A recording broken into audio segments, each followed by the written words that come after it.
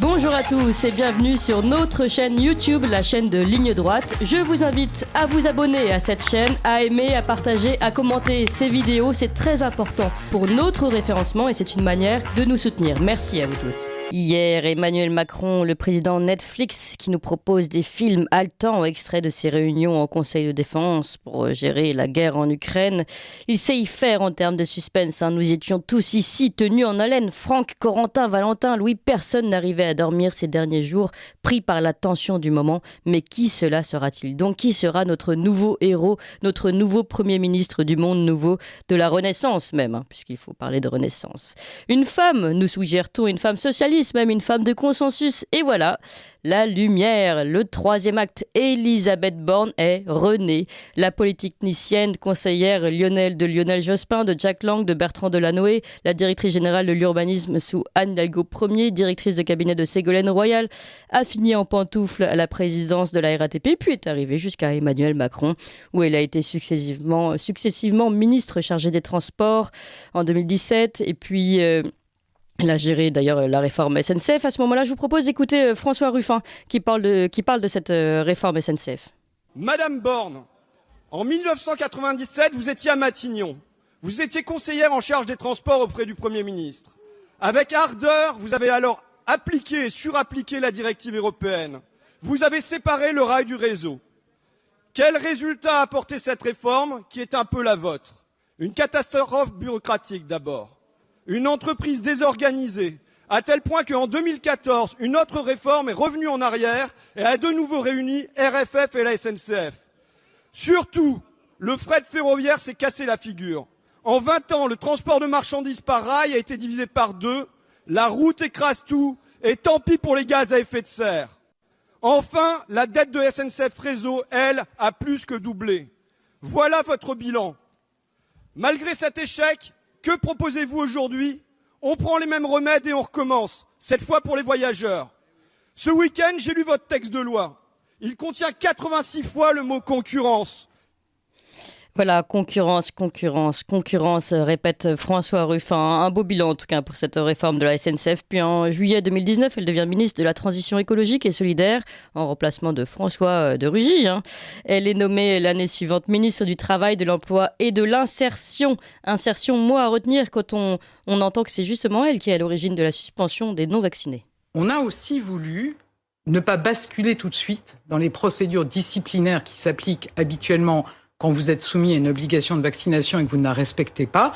Donc on a introduit une nouvelle procédure, c'est donc ce qui est dans le projet de loi qui est en cours d'examen à l'Assemblée nationale, de suspension du contrat de travail, évidemment sans rémunération, et dès lors que le salarié a un pass sanitaire valide, alors on peut revenir sur cette suspension du contrat de travail. Alors, la suspension du contrat, ça veut dire qu'on n'a pas le droit de venir au travail et on ne touche pas son salaire. Voilà, le principe... Mais on est encore toujours dans l'entreprise. Voilà, le principe, c'est que dès lors que vous n'avez pas le pass sanitaire, on est dans des espaces où on veut s'assurer que les clients, mais aussi les salariés, ont bien un pass sanitaire valide, donc vous ne pouvez pas rester sur votre lieu de travail.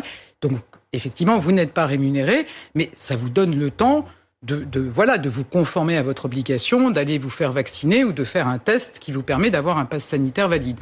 Voilà, donc c'était Elisabeth Borne, ministre du Travail, de l'Emploi et de l'Insertion, avant de devenir Premier ministre. Une technocrate d'ailleurs qui n'a jamais été élue. Est-ce la confirmation du style macroniste? C'est la question que nous posons à Christophe Boutin. Bonjour Christophe Boutin. Bonjour. Vous êtes docteur en sciences politiques, professeur de droit public à l'université de Caen, co-auteur notamment avec Olivier Dard et Frédéric Rouvillois du dictionnaire du populisme et du dictionnaire du progressisme aux éditions du CERF. Christophe Boutin, est-ce que finalement Elisabeth Borne va dans la continuation du style macroniste? Effectivement, on ne peut pas dire qu'on a ici quelque chose de très nouveau. Emmanuel Macron nous avait promis la nouveauté, ce sera un nouveau mandat, ça sera un président nouveau, ça sera... Et là, effectivement, on a une nouveauté, c'est une femme et pas un homme. Oui. C'est bien la seule chose que l'on puisse trouver ici comme nouveauté, car on est vraiment dans la continuité d'une technocratie une technocratie qui est clairement aux manettes, qu'il était d'ailleurs avec Jean Castex. C'est pas tout à fait la même technocratie. Jean Castex, c'est l'ENA, Elisabeth Borne, c'est les grands corps, c'est une X-Pon, mais on est rigoureusement, et on pourrait dire aussi que Jean Castex venait de la droite et Elisabeth Borne vient de la gauche. L'un était plutôt conseiller des ministres de droite, l'autre plutôt dans les cabinets des ministres socialistes. Mais le mot important, c'est pas techno de droite ou techno de gauche, c'est techno, bien sûr.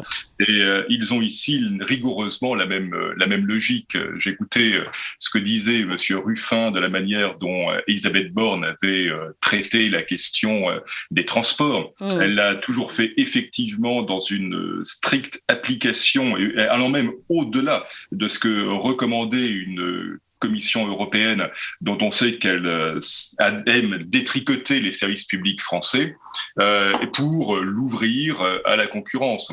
En fait, si vous voulez, c'est une technocratie qui n'a plus rien à voir avec ce qu'on appelait autrefois les grands commis de l'État.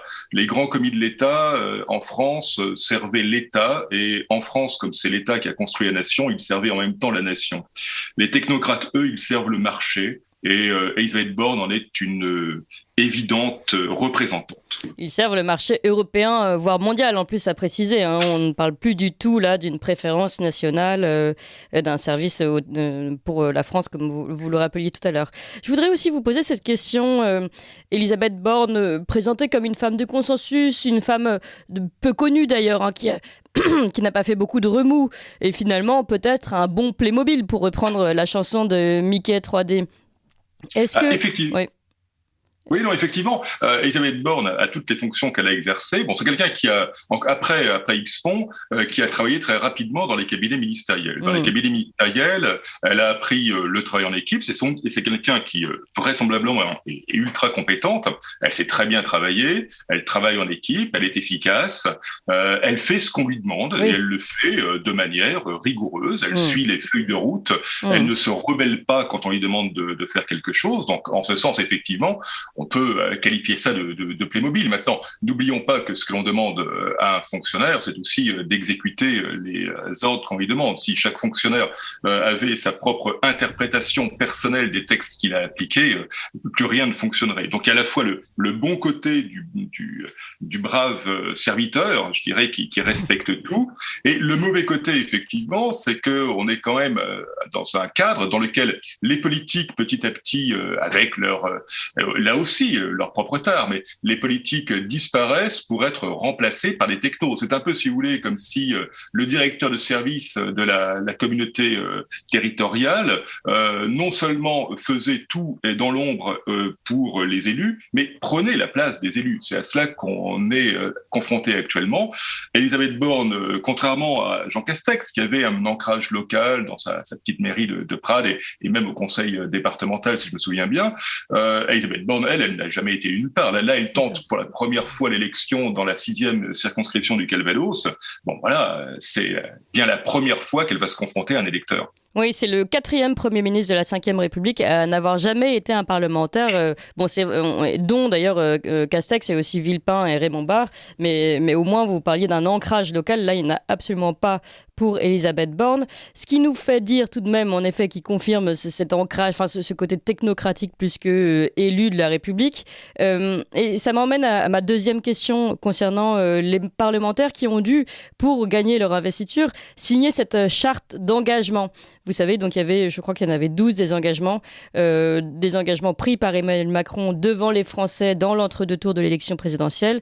Eh bien, il devait s'engager à propager la parole macroniste pour gagner cette investiture LREM. On est vraiment là dans la fin en fait du rôle de l'élu.